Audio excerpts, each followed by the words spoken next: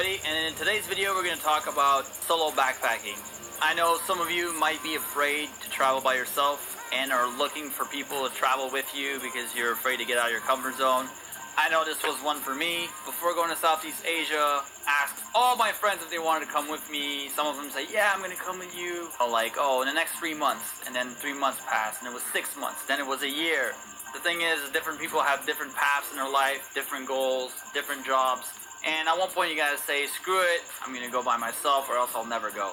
So I put everything out in a locker, went to Internet Business Conference in Bulgaria, and I knew that after the conference I was gonna leave for at least 6 months. I did not know where, but I knew I was gonna live for 6 months. It was February at this point, with 3 days to spare.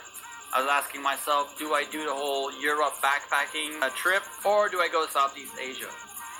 I hate winter, like you wouldn't believe, so I just booked a one-way ticket to Bangkok. So I'm not gonna lie, when I arrived in Bangkok, I was by myself. I was halfway around the world. Didn't know anybody, had no plans, nothing. I decided to go to the most crowded place in Bangkok, it was Khao San Road. So I went to Khao San Road and started talking to everybody. Asking them what hostel are they staying at, where are they from. After 30 minutes of doing this, saw a guy the other side of the street. He looked lost, so I went up to him and I asked, do you speak English? He said, yes. So are you looking for a hostel? He said, yes. I started talking to him a little bit. This guy had all the maps. He was planning for a trip like this for over a year. He was also leaving for 6 months. I just really got along with him, and I asked him, can I travel with you? He said, sure. And we ended up traveling 6 months together. I ran into Stephen, again, within the first hour. We kind of bonded instantly, saying like, okay, and from that moment on, 5 months ago, we've been traveling together. Non-stop.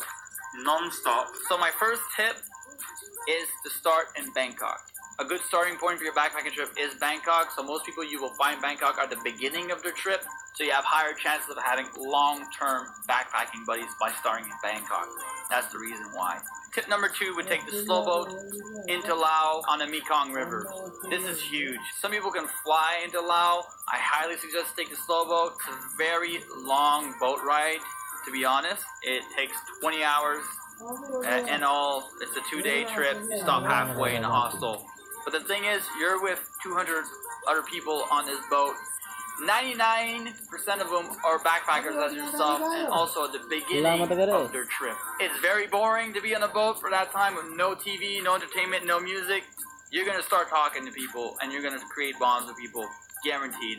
That's what we did. We started off being down on this boat, met people from France, from UK, from Holland, from Switzerland, created a huge bond with these people, and next thing you know, they were asking, where are you going? Where are you going next?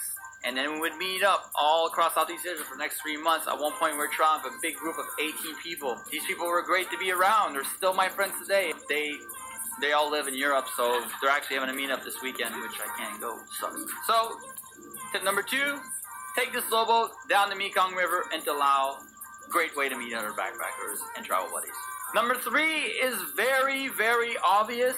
I know what you're going to say in your head, but stay in a hostel. Don't stay in a hotel, stay in a hostel. I don't care if you're rich or you have the means to afford a hotel, stay in hostels. I prefer staying in hostels than in hotels most of the time. Reason being, you're in a dorm with a whole bunch of other backpackers. It's easy to start a conversation with them. You all have the same interests. And you know, you can just ask, where are you going next? And ask them if you can follow them. Even if you're a shy person, this is an easy thing to do. Stay in hostels. There's huge common areas. Striking up conversation with all backpackers. Most of them are friendly. Some of them are dicks. You know, that's how the world is, right? Number 4, go to pub crawls. I know some of you might not drink, and being around a bunch of really drunk people is extremely annoying. I get you.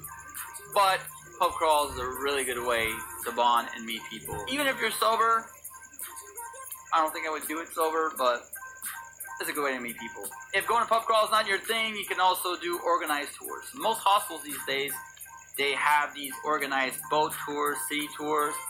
A lot of people go on them, so go on those. You're secluded with a bunch of people for hours, sometimes days at a time. You're going to start talking to everybody. Number 5, I know I touched on the hostel thing, but make sure you stay in the biggest and most popular hostels. Go on